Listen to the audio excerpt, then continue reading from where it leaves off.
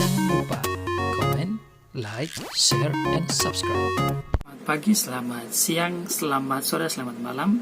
Perkenalkan, saya Edwardus Iwan Trigoma, peserta Latsar CPNS Angkatan 16, Puslatbang KDOD LAN Samarinda. Pada kesempatan kali ini, saya akan membahas tentang Whole of Government yang disampaikan oleh Bapak Heri Rahmadi. Lalu, pada pembelajaran tentang Whole of Government ini, kami diberikan materi tentang konsep Whole of Government itu sendiri, kemudian bagaimana penerapan WOG dalam pemberian pelayanan yang terintegrasi, dan yang ketiga, bagaimana best practice penerapan WOG dalam pemberian pelayanan yang terintegrasi. Sebagai aparatur sipil negara yang memiliki fungsi sebagai pelaksana kebijakan publik, pelayanan publik, perekat dan pemersatu bangsa, sudah semestinya kita memiliki atau harus memberikan layanan yang prima, memiliki layanan bermutu, dan tentunya harus bertujuan untuk kepuasan konsumen. Karena itu perlu adanya integrasi antara satu instansi dengan instansi yang lain dalam memberikan pelayanan, sehingga kemudian dapat mempermudah pelayanan dan memberikan rasa puas terhadap konsumen. Lalu, apa sebenarnya konsep Whole of Government itu sendiri? Sebenarnya ada beberapa definisi yang terkait Whole of Government itu sendiri.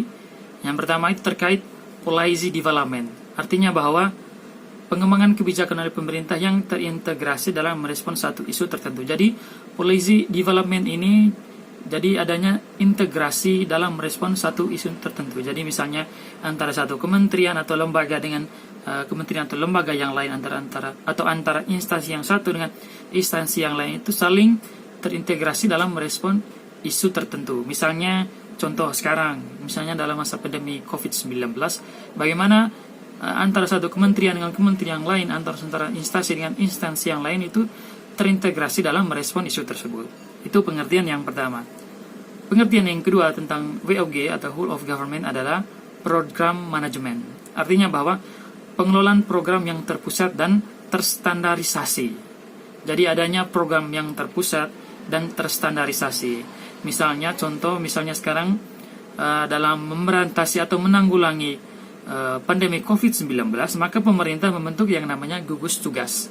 Nah, gugus tugas sendiri ini tidak hanya terdiri satu instansi, tapi terdiri dari beberapa macam kementerian, lembaga, misalnya Kementerian Kesehatan, kemudian ada lagi Kementerian BNPB, Badan Nasional Penanggulangan Bencana, kemudian ada Kementerian Keuangan dan kementerian-kementerian lain yang kemudian membentuk yang namanya gugus terpusat, sehingga kemudian pengelolaannya terpusat dan kemudian juga terstandarisasi.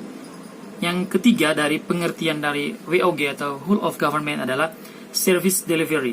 Artinya bahwa pemberian layanan yang terintegrasi dan memudahkan pengguna dalam mengaksesnya. Jadi WOG juga bagaimana kita memberikan layanan yang terintegrasi dan memudahkan pengguna dalam mengaksesnya. Jadi dalam WOG, Whole of Government, itu terkandung 3 konsep.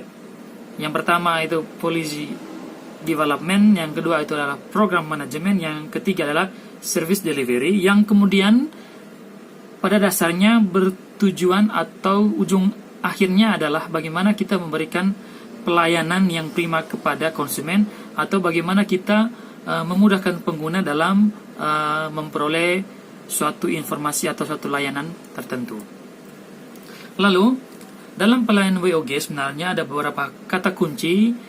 Jadi kalau kita misalnya ingat WOG, berarti kita ingat beberapa kata kunci tersebut. Misalnya adalah ada terintegrasi. Jadi dalam konsep WOG ada namanya terintegrasi. Yang kedua ada koordinasi. Ada koordinasi antara satu instansi dengan instansi yang lain. Ada juga namanya kolaborasi. Jadi kolaborasi antara satu lembaga, kementerian dengan lembaga atau kementerian yang lain. Ada namanya teamwork. Ya, untuk mencapai tujuan tertentu, kita tentu harus ada teamwork antara satu lembaga dengan lembaga yang lain. Di mana dengan teamwork ini kita harus meninggalkan ego sektoral masing-masing instansi dan kementerian atau lembaga. Kemudian yang ketiga ada namanya terpusat.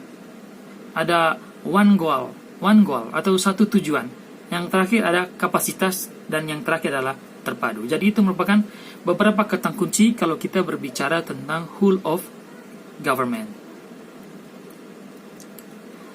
Lalu bagaimana kita sebagai ASN menyikapi yang whole of government ini?